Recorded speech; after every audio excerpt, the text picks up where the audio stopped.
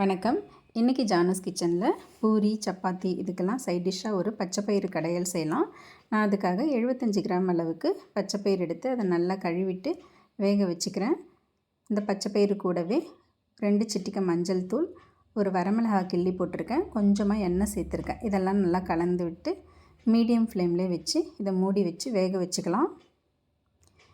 இந்த பச்சைப்பயிறு ஒரு 80% வெந்தால் போதும். இந்த அளவுக்கு வெந்துருச்சுன்னா போதும். இப்போ இது கூட வெங்காயம் சேர்த்துக்கலாம். 2 மீடியம் சைஸ் வெங்காயத்தை பொடியாக நறுக்கி சேர்த்துருக்கேன். ஒரு மீடியம் சைஸ் தக்காளியும் பொடியாக நறுக்கி சேர்த்துருக்கேன். காரத்துக்கு 2 பச்சை மிளகாயை இந்த மாதிரி பொடி பொடியாக நறுக்கி சேர்த்துருக்கேன். இது கூடவே துருவன பூண்டு 1 டேபிள் ஸ்பூன், கொஞ்சமாக இஞ்சியும் துருவி போட்டிருக்கேன். இதெல்லாம் நல்லா கலந்து விட்டுக்கலாம்.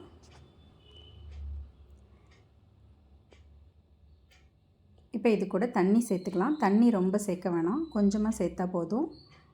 இந்த பச்சைப்பயிறு கடையில் கொஞ்சம் திக்காக இருந்தால் தான் நல்லாயிருக்கும். இந்த மாதிரி தண்ணி சேர்த்துட்டு இப்போ இந்த பச்சைப்பயிறு கடையிலுக்கு தேவையான உப்பு சேர்த்துக்கிறேன். சேர்த்து நல்லா கலந்து விட்டுட்டு மீடியம் ஃப்ளேம்லேயே வச்சு இதை ஒரு 3லேருந்து 4 நிமிஷத்துக்கு வேக வச்சு எடுத்துக்கலாம். இப்போ நல்லா வெந்துடுச்சு.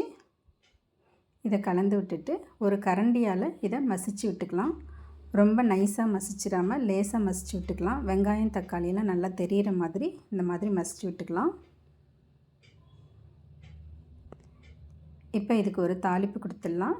கொஞ்சமாக எண்ணெயில் கொஞ்சம் கடுகு, சீரகம், கொஞ்சமாக பெருங்காயத்தூள், கருவேப்பிலை கொஞ்சம் சேர்த்து இது மேலே தாளித்து கொட்டிக்கலாம்.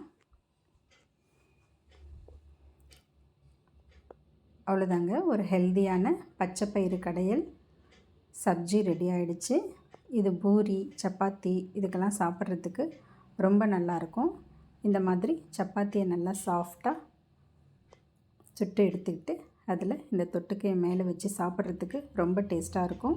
இதை ஸ்கூல் பிள்ளைங்களுக்கும் லன்ச் டைமுக்கும் கொடுத்து அனுப்பலாம். லஞ்சுக்கு சாப்பிட்றதுக்கு ஒரு ஹெல்தியான